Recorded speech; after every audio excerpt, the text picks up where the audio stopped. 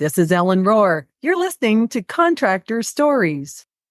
Yeah, there's more talented people out there than I will ever be. But when they quit, I will still be working.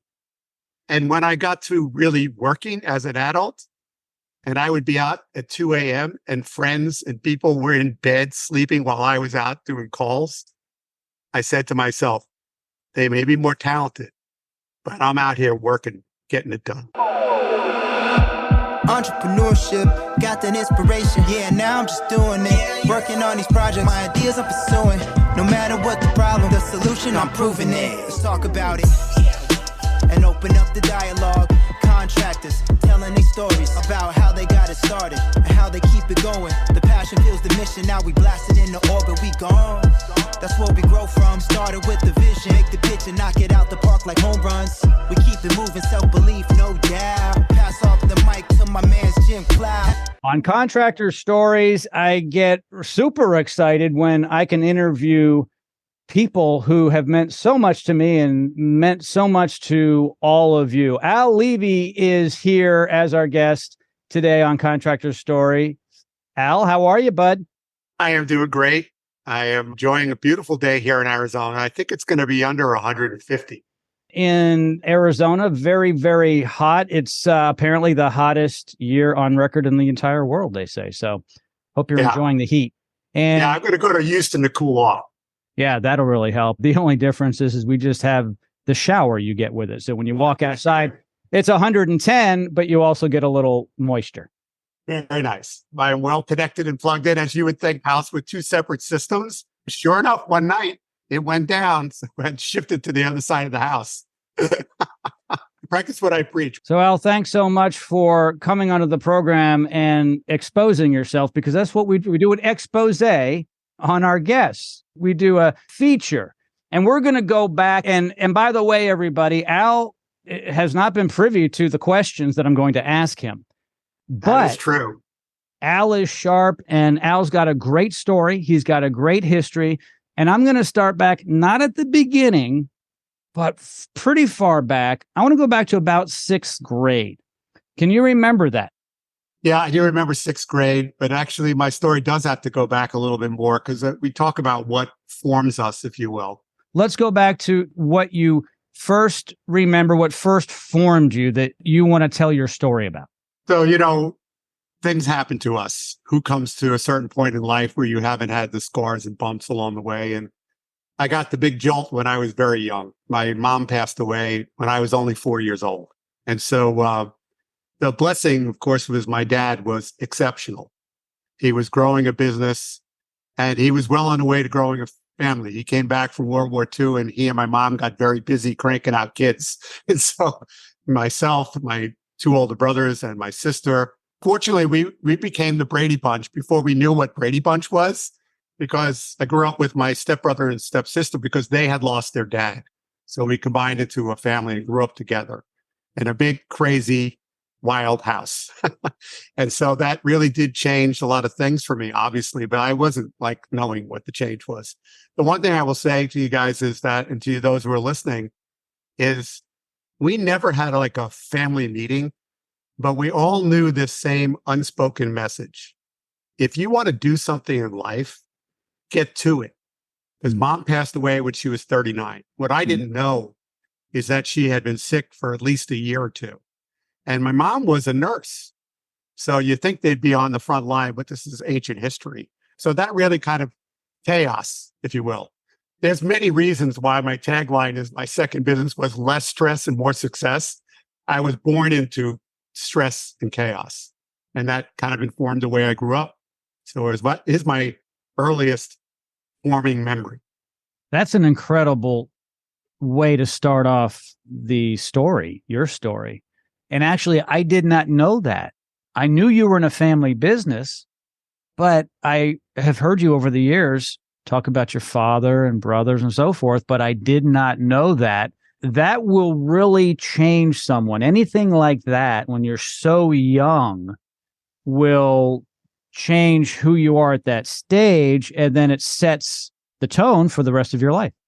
It does. I think it was the Jesuits, they talk about if we have your kids from age 0 to 7, we own them for the rest of their life because we just repeat the same patterns. And I don't see myself as a victim.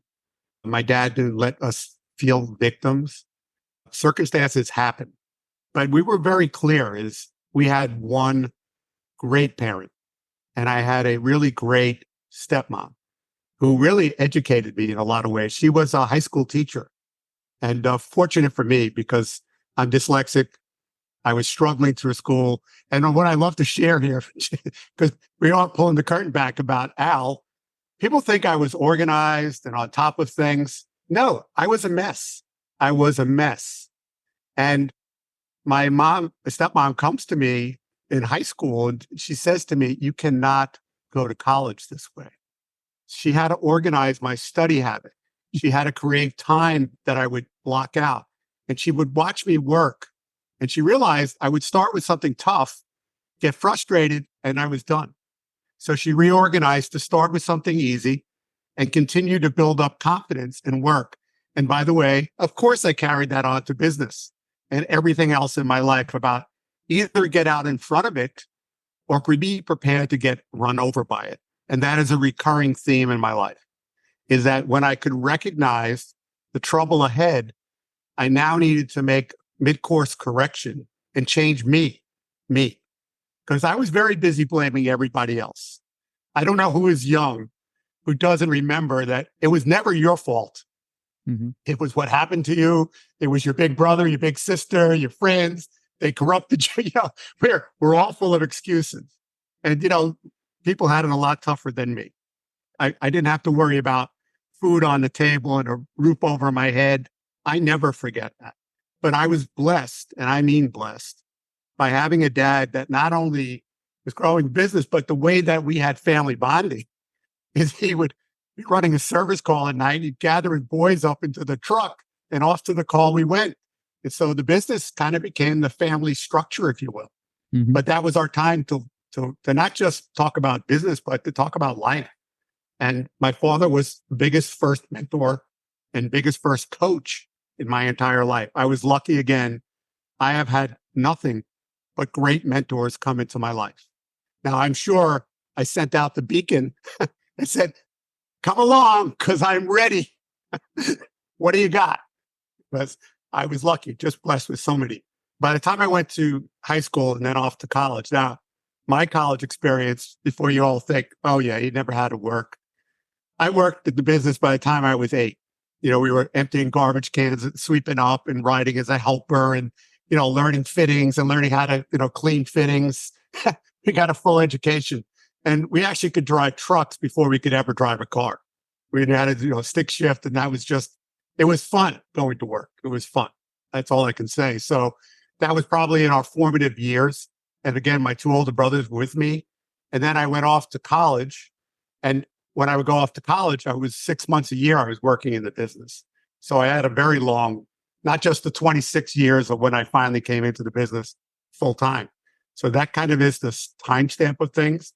When I got to the business, though, it had been formed by my grandfathers in a gas station in 1936 by my dad and my uncle, who went off to World War II in 2 different areas. And also my mom served in World War II as well as my aunts and the rest of it. And when they all got back, that's when we got into what was fuel oil heating. And for those who don't know what fuel oil heating is, think propane. That was the business. There was no organizing structure. What was good is that my dad and my uncle were really liked in the community. They knew that they did great work. My father was a great, sales, marketing, all of that stuff. And my uncle was great at all the other side. And there was no work charts like you have. There were no manuals or any of that. My father's advice to us is hurry up and do something and don't sit in this office. That's what he shared with us. And so we just went out and we did what people nowadays know not to do, which is work really hard and hope the money shows up. And here's the good news. More times than not, the money showed up. Did we know how? Did we repeat it all the time? No. So there were these times, Bob, where the accounting team would come in, about a month before the end of the year, would say something to this effect. oh, we got way more money in the business. Go out and buy some tools and trucks and stuff like that. And you can pay yourself a bonus. And that was a very nice thing. But then again, there were years when they would come into the office and go, the numbers do not look good. So I hope all of you have money is set aside because you're not getting paid for 2 months. So yes, we were blindsided. This was my thing. And talk about mentors coming into my life. The one that most people do know is Ellen Rohr. We met in the 90s when she was very young, just in case she's listening. When she was very young, we were both members of C2000, which is the founding Nexstar. And I didn't even know how to spell a budget, let alone do budget. And we didn't realize all these things. You know, it's nowadays it's more common knowledge, but it wasn't. So that was one of these things that we had to learn. And as I was growing up through the business, my father was very clear. You're going to start at the bottom and you're going to do everything because you can never ask anyone else to do anything. Can I share quickly? We are talking about our stories. When I was very young, probably in maybe about second or third grade, Jim. Yeah. I come home and I tell my dad, my friends and I were laughing today because one of the kids in the class, when they spoke about what their dad does, he sells rags. And we thought that was so funny. And my father goes, you think you know everything, don't you? He goes, I know who you're speaking about. His dad drives a Cadillac and your dad does not. He goes, plus, you don't ever get to judge anybody for the work that they do. He's not, my father was very soft-spoken, unlike his sons. And he wasn't, but this was so foundational for me. You know, kind of like the other great advice he gave me along the way, because coming into business after a while, as a young guy in your early 20s, you think you know it all, right? Bouncing about how great you are. And my father is in this office that's really about the size of what you're seeing here. Me, my dad, and my two brothers. As you remember the mantra, we don't make any money with you sitting here. So we're in this office and I'm bragging about something. And my dad just goes, you know, when you really are that good, you won't have to brag about yourself. Everyone else will be bragging about you. That is so true. Yes. He was a very, very wise man. Never went to business school, but, you know, he just learned it.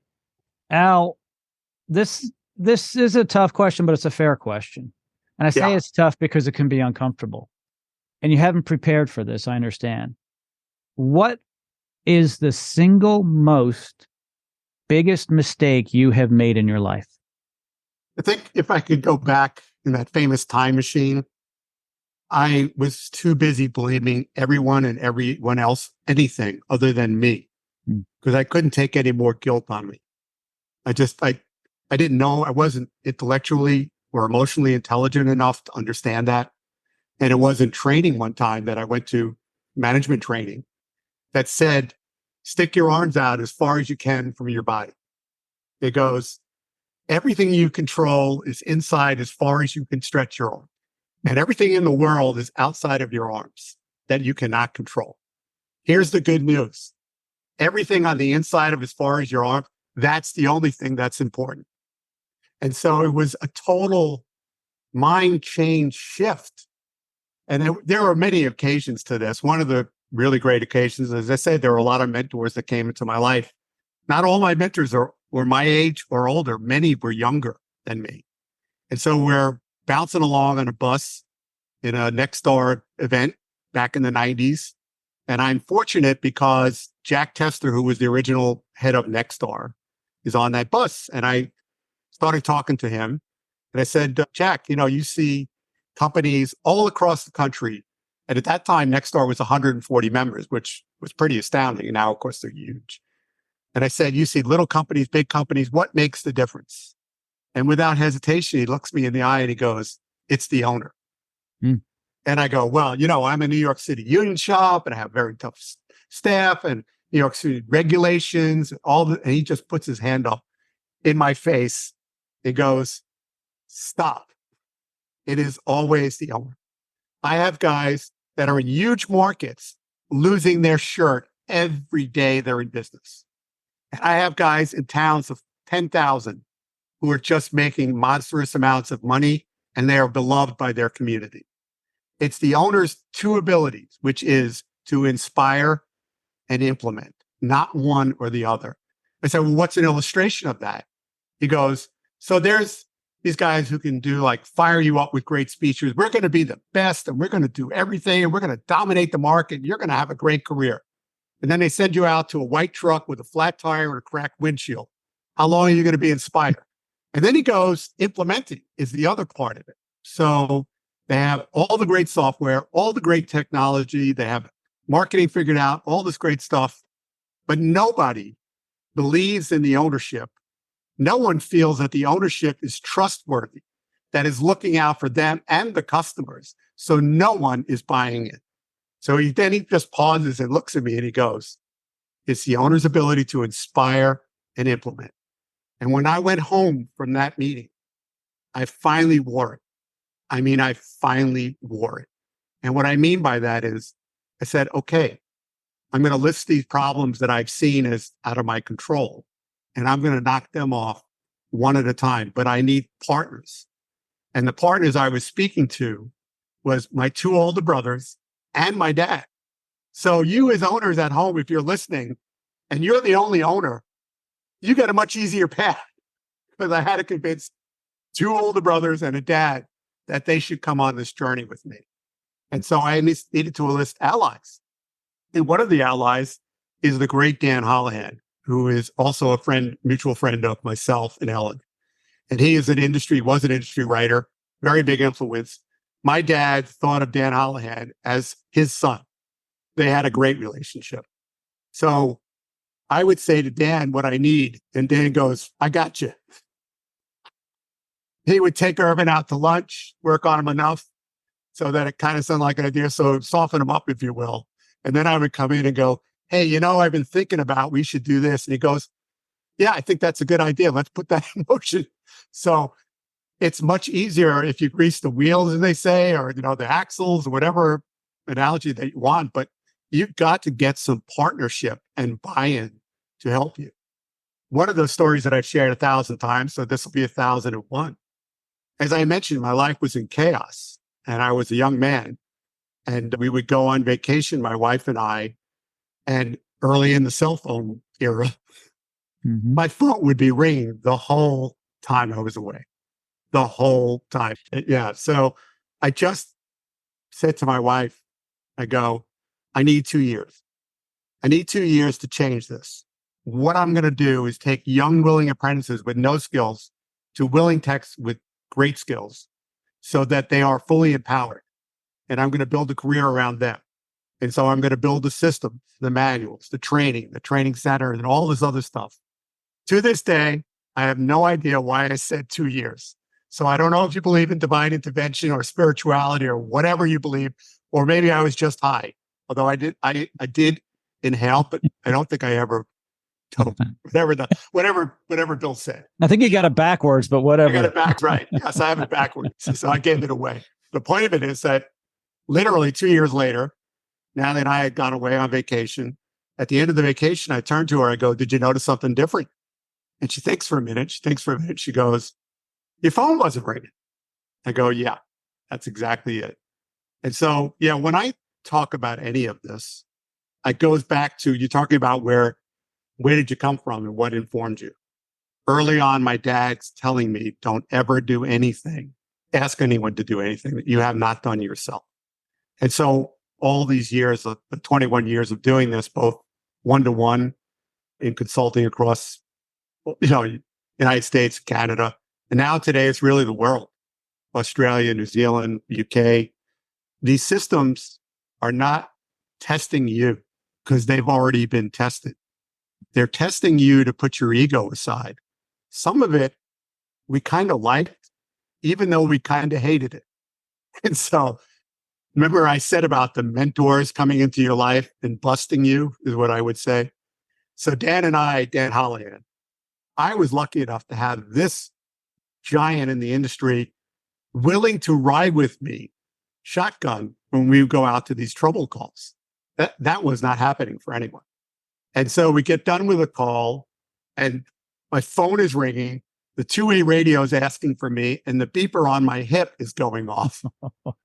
And Dan, who's in the side ticket, he was great at holding up the truth mirror, which I loved and hated.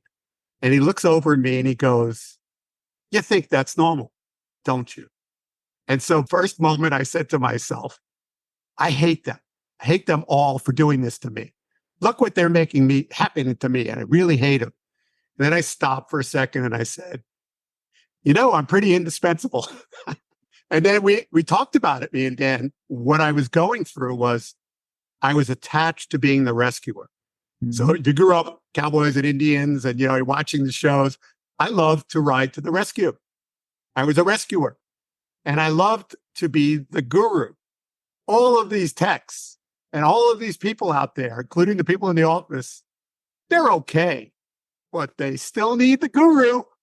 They still need me because this was attached to me being indispensable, which, believe it or not, goes back to when I was a kid. I knew early on, nobody coached me, that my path in life was to be indispensable. And until I was ready to give it up, nothing was going to happen. And the last one is, in New York in particular, but I imagine it's everywhere, everyone as a kid wants to grow up to be a cop or a fireman. So I wanted to be a fireman. I liked putting the fires out. Here's the insidious thing. If there were no fires, I would intentionally set them. Yeah. I figured. Yeah. Yeah. And this is the point about your personality more than what you think. Well, that's just what goes on in business. Yeah, it does. But you got to go again. Who's causing it? And I have my arms out in front of me because it was me. It was me. You better. Just a quick note here, guys. I want to ask you for a favor. My guests and I really want to bring you, the home service professional, the best quality podcast possible. I just have one simple request. Would you please subscribe to this podcast right now? In return for your favor, I promise to bring you the best of the best in the home service world. Guests like Billy Stevens, Tommy Mello, Ishmael Valdez, Al Levy, and so many more. Thank you for listening, and I promise to bring you much more just like this. Al, what was your biggest win in your life? It doesn't have to be professional. It could be personal. But if you had to answer with just one answer, the biggest win, was it your family, your business, helping others? But you can only choose one. What's the biggest? I'm going to bypass my family, although I have a huge family and I love them, but that's pretty trite. I will tell you that if I'm allowed to step into my ego, I left my business. And Jim, I know your story. You left the golden handcuffs. Mm-hmm. I left the golden handcuffs when I left my business. I stepped into nothingness. I was, Ellen used to tease me that I was born with a silver spoon in my mouth. I go, it's true. I had a silver spoon, but mine was covered with fuel oil. But yeah, it was not a pleasant experience. Like, you don't have to do anything. You were on a roof freezing your butt off in the dead of winter, fixing a heating system. So if that's the silver spoon, I'm looking for a golden spoon. Anyway, I went off into this, to nothingness and created a business and trusted myself really probably for the first time, Jim. Mm-hmm. Really had to dig deep and trust myself. Because when I left, I was 48. And even though I told my brothers and my dad, because I was never going to leave them short, at 45, I gave that famous 3 years notice. Years ago, they used to leave the keys on the truck and we go, are they coming back? Are they gone? And sometimes we'd have to find the truck before they had GPS tracking. So I gave 3 years notice, but I didn't spend any time working on what my business was going to be. And actually, again, the famous Dan Holohan, after I'm off and gone to my own, and I'm 6 months into my new business. This is June of 2002. And he goes, you're like a guy who's warming up in the bullpen, but you never come in and pitch because I wasn't going out to do anything. And I said, I am working on stuff right now that I'm taking from the business and making it even better. Now, when I come out of the pen, I'm going to be unstoppable for the next 20 years. And again, sometimes you have to speak it into even before you really know it. and believe it, until it comes out of your mouth, it really isn't real. At least for me, it's not real. Jim, I know a little bit about your story as you shared. You stepped out into nothingness, and that's really, most of us do it because we don't like where we are. Yep. And that's true. But there's only two ways that we really make a profound change, in my opinion. Either the pain is so bad that we finally say, okay, we're against the wall, we're coming out swinging, and we're going to change and do what it takes. Or the few of us that are lucky is the gain is so big on the other side of this river, I'm going to fight my way across this current and I'm going to end up there. And I've coached so many people on this analogy when we were doing work together, because, the work could be, when I was doing one-to-one, it could be 2 years, 3 years of work. Now they got better with each program. Don't get me wrong, but they, as owners, we want to know, how far are we from the goal line? When can we go down and spike the ball, if you will? And the answer, of course, is you can never do that. But when do I get to the other side of the river? And I remind them, you started where you didn't want to be. And you know on the other side of the river is where you want to be. And you said you're going to swim across the current. Now you're halfway through, and it's exhausting. It's going to take as much effort to go back to where you felt comfortable and hated as it is to keep going to where you really want to be. And so that is also another thing from my youth. I realized pretty early, because I was dyslexic and confused and disorganized and all the other things, I was still a good student. Why was that? It was because of sheer will. I was not going to fail. So I'd love to tell you that I was brilliantly intelligent and it all came easy. It did not. It did not. I was fortunate, a lot of great people and coaching and all that other stuff. But it was really, this thought came into my head, and okay, it's going to sound funny. I was age 10. And what I said to myself is, yeah, there's more talented people out there than I will ever be. But when they quit, I will still be working. And when I got to really working as an adult, and I would be out at 2 a.m. and friends and people were in bed sleeping while I was out doing calls, I said to myself, they may be more talented, but I'm out here working, getting it done. Yeah. Great stories. This has been awesome. The time has been flying. We're not quite done yet. I've got one question I like to ask everybody who comes on to Contractor Stories. And I know how much you love yourself, Al, so you have to be careful when you answer this question. I'm hugging myself for those who are listening. Yeah. For the contractors out there who are young in their business, what's the number one book you would recommend to a home service professional? Again, you're making it a tough choice, so I'm going to go with my one book. And it's very funny to me in that it's got a new life. It is The E-Myth by Michael Gerber. There's a lot of different versions of it. So that was a book that two mentors, you've heard the name already, Ellen Rohr and Dan Holohan, told me in the early 90s, you must read this book because you are going to be in an early grade. I've shared a number of times, and especially I think with you, Jim, is I was 246 pounds at a point in my life. I am 192 today. And I lost the weight, gained the weight, did all the things. Look, we all have our addictions. Everyone has their addictions. That was my addiction. I was eating my stress. And so what they told me was, you need to read this book because the way you're going about business is all wrong. And you're going to run out of time and it's going to be an issue. So I did read Michael Gerber's E-Myth, and it told me why things didn't work. And it told me what was broken. It didn't give me help in the how, but I'm really good at how. And I once again enlisted my brothers and my dad. And I went to them and said, I read this book. You guys need to read it. But this is our path to take control. Because right now, we just throw great people at an oncoming bus trying to slow it down. It's awful. It's awful. It's awful, but it's very true. Yes, it is. So I said, so why don't we stop throwing great people into no systems or broken systems, and let's create great systems that take good people to great. And to their credit, they listened to the youngest in this crew and said, yes, let's do it. And by the way, what does that mean?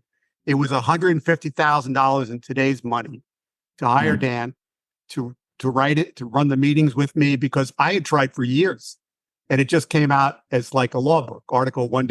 It was useless. And it really wasn't how we did our work. It was just, well, don't do this, don't do that. And so Dan, and it's a fraction of what it has in the program. And even the lessons I didn't know. That was all that I had to know. So that book is the seminal book that changed the course and arc, as I like to say, of both my business and my life. And the grace, I'm going to get a little choked up. The great part of this is it's helped so many other contractors finally get control of their business and get their business to be working for them rather than them working for their business. Well, quickly here, we've talked about Al and his past. He can really help all of you who are consuming this today, contractors, the 7-Power Contractor. I'm going to have all of Al's information in the notes of this podcast. But before we conclude, Al, quickly talk about the 7 powers real fast. So it's planning power, operating power, staffing power, sales coaching power, marketing power, financial power. 7. So those are the 7 things that you'll work on for the rest of your life. So act now and buy the book. It's a book. It's an ebook. It's on Audible. Honestly, I didn't write it for the money. I wrote it really to be read in 2 to 4 hours because I'm not a fast reader myself. And the writer, Helena, who you know, worked with me to make sure that it came out the way I wanted it. You're going to read it over and over again. And it's not for my ego. I say that is because there's so much information that's been picked up along the way. I immediately feel that I have been given a gift by the mentors I speak to. And the only way I can give that gift back is to give to others. Now, I get paid for it, but you're not changing my life. Nobody's putting my kids through college or anything else of that nature. And my father had a million great sayings, which you don't have enough time. But one day he said to me, he goes, Al, sometimes what you get for nothing isn't worth what you paid for it. Al Levi, thank you so much. Like I said, have a quick plug. I got a quick plug. If you love what you heard, come see me in person on the stage. Oh, yeah. At the Freedom event. So, Jim will point you out in that direction. I would love to come meet you guys. It's always great to see old friends, your clients and contractors and everything else of that nature and make new ones. And Al, I'm doing you a big favor. I am not going to be competing with you this time on stage. So I'm going to let you have everybody. Thank you so much. Jim, you're just a generous man. I am here for you, buddy. Al Levi, thank you so much for joining us today on Stories. Just a quick note here, guys. I want to ask you for a favor. My guests and I really want to bring you, the home service professional, the best quality podcast possible. I just have one simple request. Would you please subscribe to this podcast right now? In return for your favor, I promise to bring you the best of the best in the home service world. Guests like Billy Stevens, Tommy Mello, Ishmael Valdez, Al Levi, and so many more. Thank you for listening, and I promise to bring you much more just like this.